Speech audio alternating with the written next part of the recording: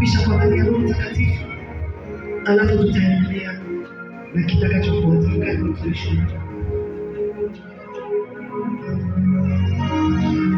Wakati tunaendelea kujifunza na Roho Mtakatifu, tunaamini kabisa kila mmoja wetu humhitaji Roho Mtakatifu.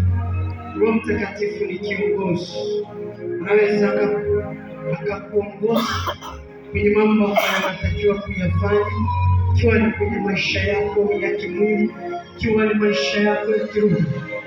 Biblia inasema nanyi mtapokea nguvu kisha waachiliwa juu yenu Roho Mtakatifu. Kitabu cha Matendo ya Mitume sura ya 1 mstari wa 8. Hizi nguvu wanatakiwa kupata wakina nani?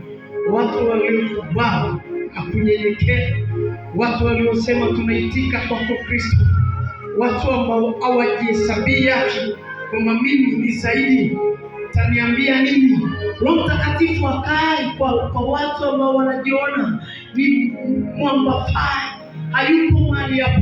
Roho Mtakatifu anakaa sehemu ya watu walio wanyenyekevu, watu wanaosikia. Naomba tu